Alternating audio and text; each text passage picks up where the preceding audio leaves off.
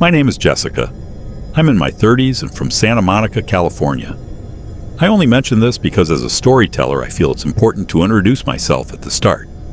In the spring of 2021, I had been living with a woman named Maya for 2 years. She was one of the most laid-back roommates I've ever had. We met through a friend of a friend when I first moved to Santa Monica and was in desperate need of a place to live. Maya had an empty room and she needed help with the rent, so we agreed to live together. It was the height of the pandemic, and we both spent most of our time in the apartment. I worked from home, managing orders for the coffee shop where I worked, while Maya, an artist, would more often be found drawing in her sketchbook. She was also very creative when it came to decorating. She wasn't a party person either, which was great because my remote job required me to be an early riser, and I would always keep a pot of coffee warm for her in the mornings. This simple routine felt comforting, as if we had found an unspoken rhythm, even amidst the uncertainty of the outside world. Then one day, in April 2021, she told me to have a seat at the kitchen table. Her eyes were bright as she told me she was going to Peru for 2 weeks. She mentioned something about a spiritual retreat. I was shocked. International travel was tricky then, with many restrictions and quarantine requirements. I asked, "Are you sure? Isn't that a huge hassle with all the travel rules?" Maya just smiled and said that she had worked it all out, including PCR tests and a special visa. She needed a recovery from the isolation that she'd felt during the pandemic, and this retreat was, she said, the only way. About a week later, she packed her bags and was gone. I wished her a safe journey, waved from the window, and thought she'd return with some epic stories. That night I was alone in the apartment and I looked up the retreat she had mentioned. I discovered that it was a ritual that involved a hallucinogenic tea, and people claimed it was supposed to release their soul. I knew instantly that was not my type of thing. I like my reality untampered with my feet firmly planted on the ground, especially amidst the world's chaos. But for Maya, it must have sounded like the adventure of a lifetime. She was a spiritual person, always chasing something deeper.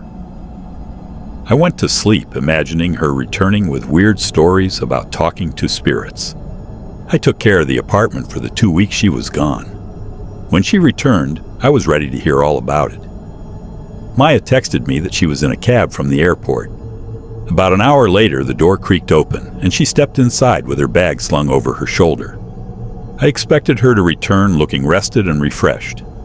Instead, her hair was matted and greasy, and her skin looked pale, like a 2-week quarantine never ended. She didn't even smile. Maya dropped her bag by the door, then stared at me. It didn't feel like she was looking at me, though, but rather through me or past me.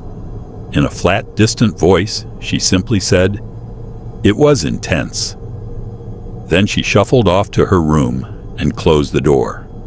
That was the first sign that something was off. Maya was always friendly, the kind of person who would sit down next to me and talk. But after her trip, she seemed distant. I told myself it was exhaustion or jet lag, but time didn't seem to fix anything. A week went by, but Maya didn't return to her old self. She became incredibly quiet. Her answers were short and clipped, and she never initiated a conversation anymore.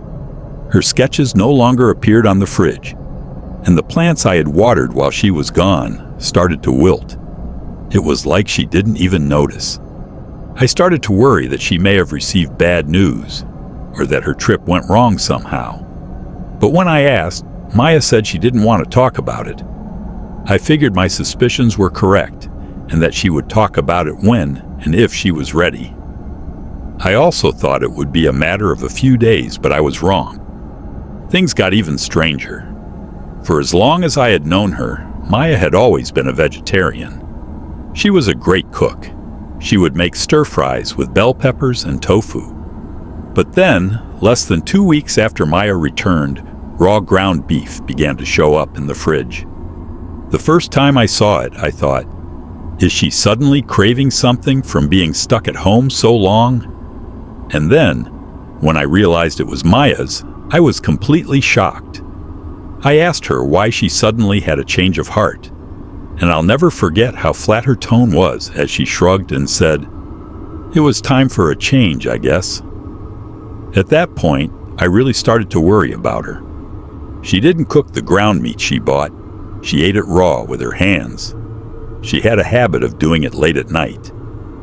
One time, when I got up in the middle of the night to go to the bathroom, I heard the fridge door creak.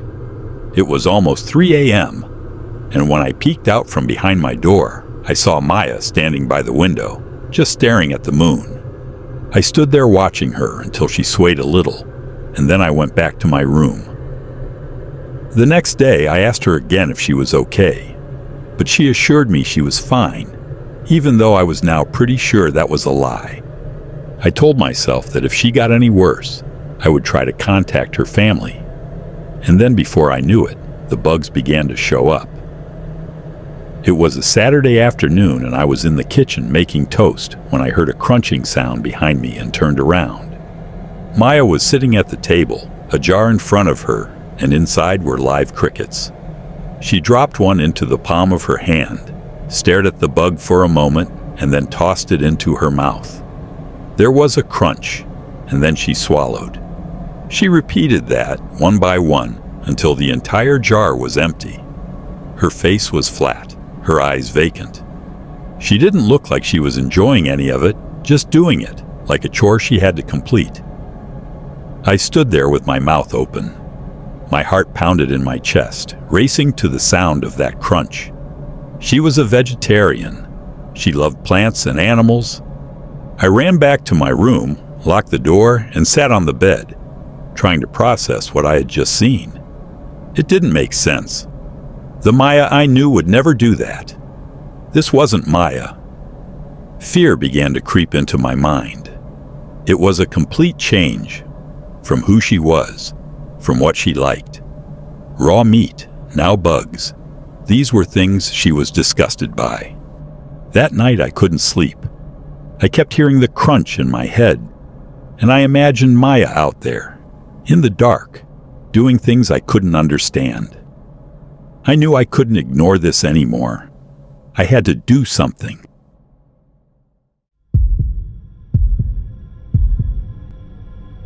My name is Aurora.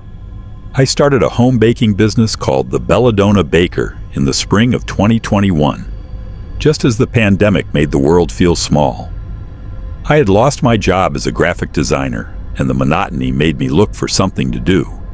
Sending my baked goods to friends and family was the perfect excuse to go out and see the world. I thought their compliments were just being polite, until one friend suggested I should sell them. My apartment kitchen was small, but I managed to transform it. I uploaded photos of my best sourdough bread, biscotti, and cookies to social media.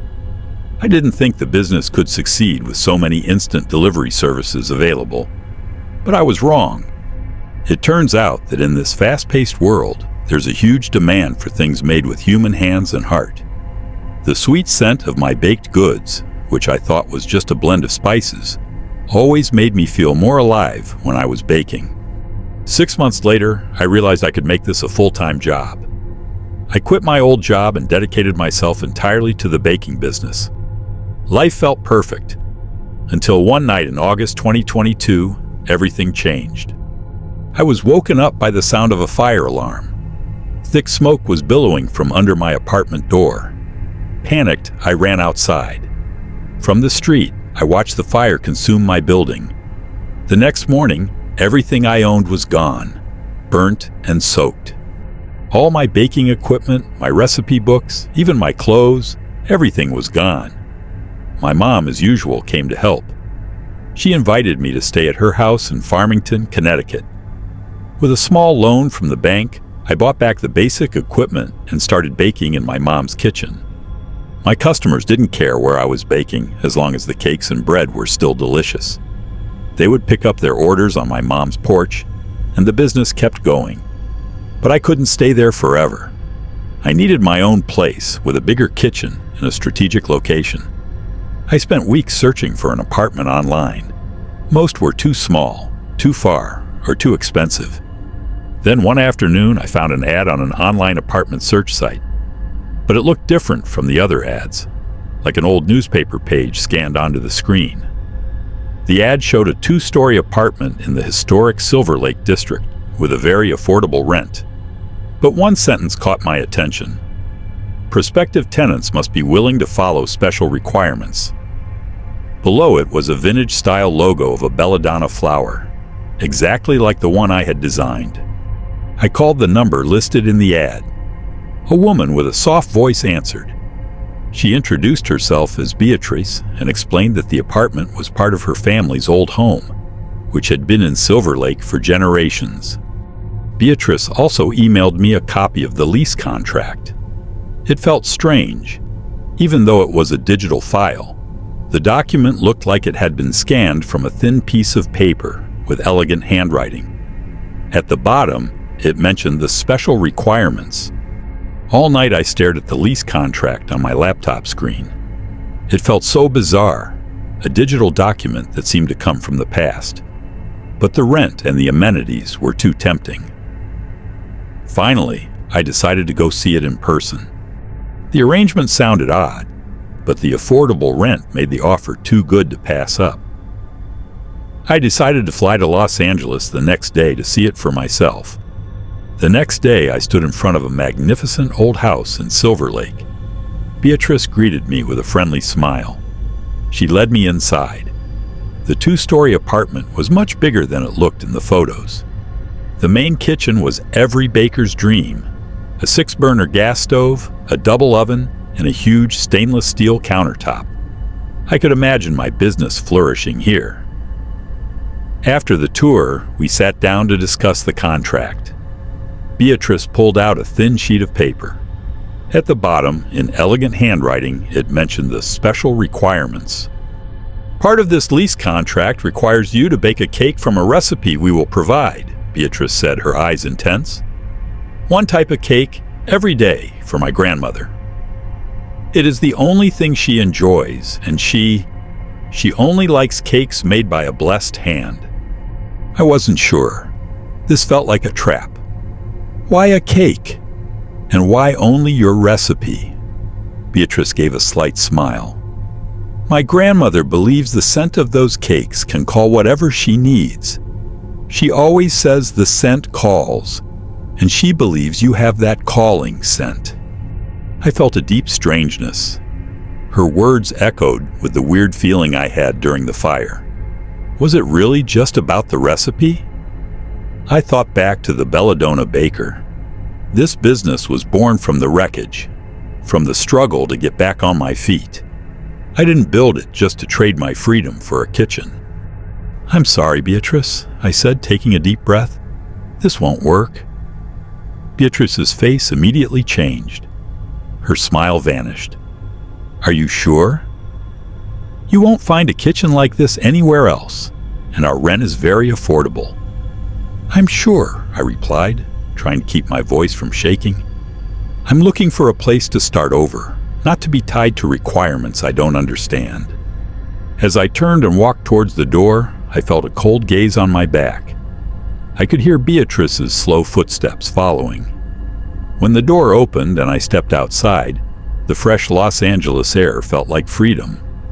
I may have lost a golden opportunity, but I didn't lose myself. I will find another kitchen, and I will build my business again, without the burden of someone else's past.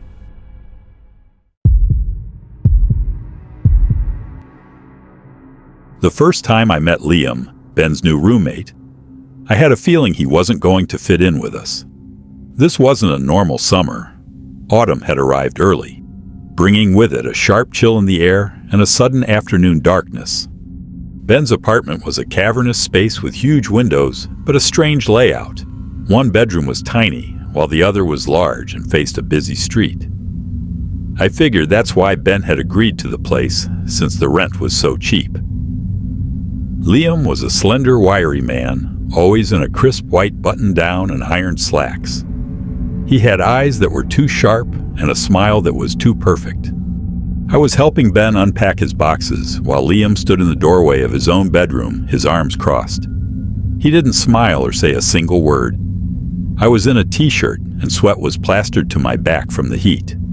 I wiped it away with the back of my hand, and Liam's eyes fell on the motion. It was as if he could see every smudge on my shirt and disapproved of its very existence. "This is Liam," Ben said, his voice a little strained. "He's very tidy." Liam just nodded, a brief dip of his chin, and he didn't say a word. I forced a smile, and we both went back to hauling in Ben's things. Later, when we were alone picking up pizza, I asked Ben, "What's up with him?" "He's like a robot." Ben laughed, but it sounded strained. "He's just a specific kind of guy, that's all. He likes everything to be perfect. He even has a schedule for mundane stuff, like when to wash the dishes." I frowned. "Ben, you don't do dishes." "Exactly," he responded, his laugh dying out. "But he says he'll take care of it as long as I clean up my messes." "I don't know, it's a weird arrangement, but he pays his rent on time, so I'm not complaining."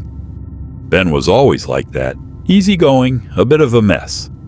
He could sleep through a fire alarm, but he was the best friend a person could have, and he cared. I didn't want to mess up his new roommate arrangement, but the problem started with a text message. First, it was photos of a stack of dirty dishes in the sink. "Untidiness is chaos," it read in elegant script, like something from a wedding invitation. Then there were photos of socks strewn across the living room, each one pointed out with a hand-drawn arrow. The texts from Liam were always sent to Ben, but Ben would forward them to me, as if he needed someone to see them and agree that this wasn't normal. Then it escalated. One night, Ben sent a voice recording from his phone. It was the sound of a tapping, but not a regular tap. It was a slow, rhythmic, repetitive tapping, as if someone was tapping a finger on a wall. "This is what Liam does," Ben messaged, "when he doesn't like something I've done. I don't know what I did tonight, but he's been doing this for an hour." I called him, telling him to get out. I offered my couch, anything. "It's not that bad," he said. "He just has a weird way of dealing with things. But I've already cleaned everything up, and I'm going to get a good night's sleep." I wished I had insisted. It was a Wednesday when the messages stopped. Ben never missed a day without texting me, but my phone was silent. I drove over to Ben's apartment, and I saw the lights were on. But when I got to the door, I felt an oddness. The place was so quiet. No music, no sound from the TV, not even the sound of cars from the street. The door was unlocked, and I let myself in. The room was immaculate, impossibly tidy. There were no dishes in the sink, no socks on the floor. All the pillows on the couch were arranged perfectly. I called Ben's name, but there was no answer. I walked to his bedroom and found the door slightly ajar. I peered inside. His bed was made, with the sheets tucked in perfectly.